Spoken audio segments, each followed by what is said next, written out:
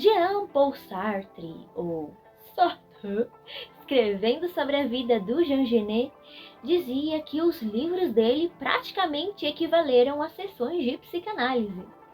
E sabe que eu acho que o mesmo também vale pro Edouard Louis? E olha só que curioso, gente, Genet é um dos precursores dele. Oi pessoal, eu sou a Juna e hoje vamos falar um pouquinho sobre como o gesto de ser insultado também tem o poder de nos nomear. E, porventura ou por desgraça, participar da formação de quem somos. Aposto que você ficou aí pensando, como assim? Calma lá que eu já explico. Para ilustrar essa ideia meio maluca, a gente vai dar uma olhada em Mudar Método. E olha só, gente, como tá esse livro. Eu apreciei muito essa leitura. Eu grifei, horrores. Ele é da editora Todavia. E, bom, a gente vai acompanhar como é que o nosso queridíssimo Edouard Louis atravessa essa relação tensa entre o insulto, escrito com o I maiúsculo, e a construção da identidade dele. E a lente principal do vídeo de hoje vai ser o livro Discurso de Ódio, de Judith Butler. Mas para essa conversa eu vou chamar mais algumas outras pessoas aqui e ali.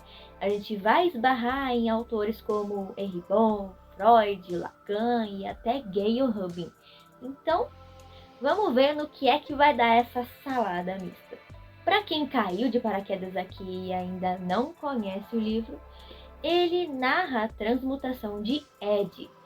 Sim, o nome dele era Ed com D-D-Y no final, em Edouard Louis. Mas não se enganem, porque essa mudança não é só uma troca de nome. É quase, gente, uma cirurgia psíquica. E essa transformação a que ele recorre funciona como uma resposta subjetiva que ele dá à violência de classe, à homofobia, à porofobia, enfim, a humilhação cotidiana somada ao desejo quase corporal que ele tem de escapar desse destino cruel que estava sendo imposto a ele. Então, esse livro aqui que vocês estão vendo não é só o relato de uma vida, como também é a própria ferramenta que ele forja para se metamorfosear.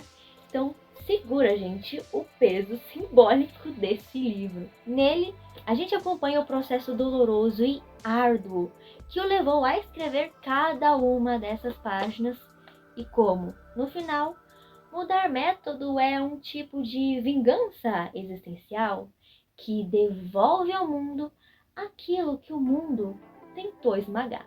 Então, bora lá! Para uma melhor experiência, eu indico que pause para ler os trechos a seguir.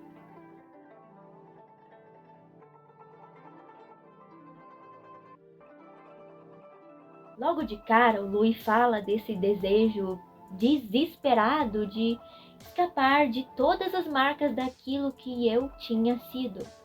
E de onde que vem esse desejo? Lá da infância, desde quando ele ouviu pela primeira vez que a palavra viado era o nome que o mundo carimbava na testa dele. Mas por que é que o Ed fala desse jeito mesmo sendo menino? Por que que ele anda de forma diferente? Por que que ele vira as mãozinhas? Por que é que ele olha diferente para os outros meninos? Antes mesmo de qualquer consciência de si, o insulto já estava lá, marcando presença, gente. Olha como isso é pesado. E ele conta como o insulto deixava a vida que já era difícil para um caramba, mais difícil ainda. O insulto deixava a fome dele mais intensa, deixava o frio mais cortante. A escola virava um verdadeiro campo de batalha. E foi nisso que ele percebeu. Ok, para eu sobreviver eu vou ter que me transformar. Não tem outra saída. É isso que, num dado momento do texto, ele chama de doença da transformação, que é essa urgência de abandonar o sotaque interiorano, o jeito, as roupas, o passado, bem como se tentasse se livrar de uma sentença, até porque para ele era de fato uma sentença. Mudar foi a única estratégia possível para ele naquele contexto em que o mundo rejeita quem você é, antes mesmo que você consiga se nomear. Nisso, vocês veem como o insulto aparece como um ponto de partida da vida dele? Claro que não, gente, não é um bom ponto de partida, mas não deixa de ser um ponto. Ser ridicularizado, ser visto pelo olhar que humilha não só é ofensivo, como também, gente, infelizmente, é estruturante. É uma dor que participa da fabricação do sujeito. É aqui que discurso de ódio de Judith Butler nos ajuda a entender o que é que está em jogo nesse processo de estruturação de si. Porque ser ferido pela linguagem não é só sofrer um machucado emocional, é também sofrer uma expulsão simbólica. E o que isso quer dizer? É quando eu perco o meu lugar no mundo. Porque a linguagem não é só comunicação, né, gente? Ela é a porta de entrada para o mundo social. Porque é pelas palavras que a gente aprende quem somos, onde estamos, a que grupo pertencemos. Então, quando a palavra que te nomeia é uma injúria, ela te lança para fora. Você fica fora do lugar onde achava que você existia. Butler chama isso de perda de contexto, que é quando a pessoa até sabe que ela foi nomeada. Ela sabe. O que ela já não sabe mais é de onde ela fala e nem onde esse nome a coloca. A única coisa que fica clara ali é que ela tá fora. Ela tá fora do lugar, ela tá fora do grupo, tá fora da norma. E eu penso que é isso que acontece com Ed.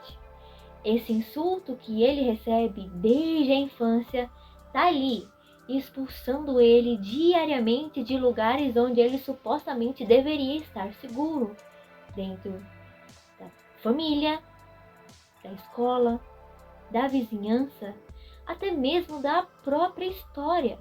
Mas aqui, gente, agora, aparece um paradoxo que eu mesma, quando conheci o livro da Butler, eu fiquei assim, como é que pode um negócio doido desse fazer sentido? O paradoxo é o seguinte: se por um lado a injúria humilha, por outro, ela também nomeia, ela interpela, ela produz um sujeito. Para Butler, mesmo ferido, quem é insultado é chamado para dentro da linguagem. E isso é decisivo, porque é nesse mínimo de existência, porque é nesse restinho que sobra depois desse golpe, dessa paulada ontológica, que algo ali pode começar a se mover. A injúria fere, expulsa, tenta destruir, e apesar disso, também instala o sujeito num lugar a partir do qual pode, depois, em algum momento, responder. O discurso de ódio tenta fixar e silenciar o sujeito num determinado lugar. Só que, ao nomear, ele acaba abrindo uma brecha. E é nessa brecha que a palavra ferida pode virar resposta, contradiscurso, até mesmo gesto de ruptura ou de reinvenção. Não porque o insulto seja bom, definitivamente não é, mas porque o sujeito, ao ser chamado para a linguagem, ele pode começar a disputar o sentido do nome que ele recebeu. E vocês sacaram que é de dentro de uma dessas brechas que a metamorfose do Ed opera em resposta ao insulto? Ele, de certa forma, pega o nome que o feriu e busca devolvê-lo, só que transformado. Algo mais ou menos nesse sentido de, olha só, quão longe este viado que vos fala conseguiu chegar. Assim como Gené, que foi chamado de traidor, ladrão, covarde, viado, e conseguiu transformar toda essa infâmia em elevação literária, o Ed começa a fazer desse desprezo recebido uma espécie de glória às avessas, para falar nos termos do Eribon. E em vez de deixar que a vergonha o destrua, ele toma outra decisão: não morrer de vergonha, mas viver da própria vergonha. E é através dela que ele se move. Aquilo que supõe-se que o paralisaria vai virando força motriz, obrigando ele a se reinventar, a criar um sistema próprio de valores, como aquele trechinho que eu coloquei aqui no início do vídeo, e, com isso, inventar um lugar possível para ele existir. Agora, antes de seguir, eu quero trazer um trechinho do Didier Eribon. Eu sei que corro o risco de parecer chata lendo para vocês, mas, por favor, me acompanhem. A injúria marca a ferro quente em nosso corpo o que somos para os outros, o que nos tornamos para nós mesmos e, como esse duplo de nós que é o personagem injuriado não é outro senão nós mesmos, o que a injúria determina é, ao mesmo tempo, a nossa infâmia e a nossa glória, pois é uma espécie de glórias avessas que os outros nos atribuem e que não podemos retomar por conta própria, sob pena de não poder mais viver. Incrível, né? Eu acho que esse trecho sintetiza 99% de mudar método. E, bom, indo agora por outro caminho para mostrar que esse mecanismo descrito pela Butler não é exclusivo de vivências queer ou contemporâneas, vamos fazer uma volta a Freud. Porque sim, estamos há 0 dias aqui no canal sem citar psicanálise. Vocês imaginem a cena. Freud criança. Little Freud, andando de mãos dadas com o pai. O pai tá lá, todo bonitão e pomposo, usando um gorro de pelos acingente. Conte. Até que chega um cara e dá-lhe a bicuda no coitado, de modo que esse gorro cai na lama e ele grita: "Ó, seu judeu, sai dessa calçada!" E o que é que o pai do Freud faz? Ele simplesmente desce da calçada e pega o gorro. O Freudinho, gente, fica chocado de ver que o pai não peitou aquele cara. Meio que assim, como é que o meu herói não fez nada? Ele é um bundão. E é a partir dessa cena que acontece uma virada de chave na cabeça dele. E como a humilhação recebida não teve resposta no mundo real, ela passa pro campo da fantasia.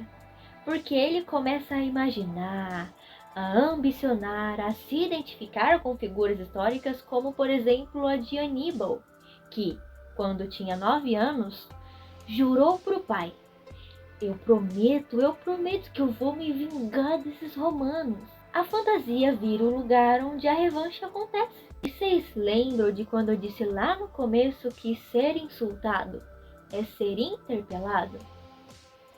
Pois então, eis a forma de resposta do Freudinho. E eu amo quando a Gayle Rubin fala que a psicanálise é uma teoria feminista que não chegou a se constituir como tal.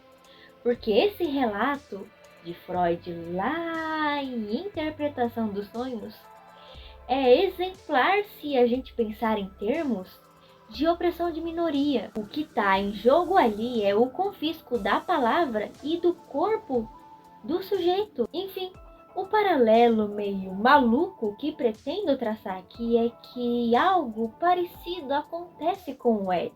Ele cresce diante da impotência estrutural do pai, da pobreza extrema e, de quebra, ouvindo frases devastadoras como: a gente não criou ele para ser viado.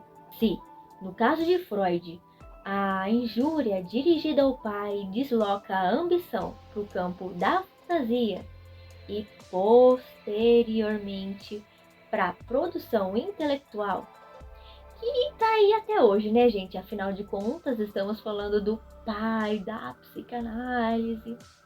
No caso de Ed, a violência assim de uma decisão radical pela mudança. Mudar para ele vira assim um trabalho obsessivo, quase compulsivo. A metamorfose do Ed não tem nada de espontânea. Na adolescência, ele faz amizade com uma menina rica chamada Helena e passa a absorver tudo dela. As músicas, os livros, a postura e até o jeito de segurar os talheres. E ele até diz que, conforme ia se apropriando da cultura de Helena, mais sentia que estava ganhando do pai, conquistando algo que para ele simbolizava poder. Meio que, eu vou me afastar do destino do meu pai não só como forma de vingar ele, eu também vou me vingar dele. E ao longo da trajetória dele, ele vai repetindo esse gesto de absorver a cultura de pessoas da elite. Ele faz isso, inclusive, com Didier Ripon. E é como um camaleão. Ele vai absorvendo para si gestos, discursos e posições que não foram oferecidas a ele. Nisso, aquela vergonha original vai sendo convertida, a duras penas, impossibilidade de existir.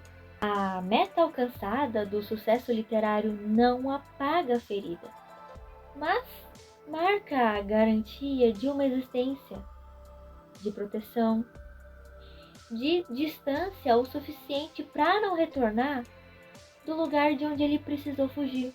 E, como vocês podem ver, a metamorfose do Ed não é aquela história inspiradora do jovem pobre, gay, que venceu na vida porque ele subiu na pirâmide da elite intelectual. Gente, não. É sobre mais uma vingança simbólica contra essa ferida inaugural do discurso de ódio, da homofobia, da violência de classe. E convenhamos que não é uma narrativa nada bonita de acompanhar. Pelo contrário, é uma trajetória de custo psíquico altíssimo, com perdas irreversíveis, o que o Edward Louis mostra.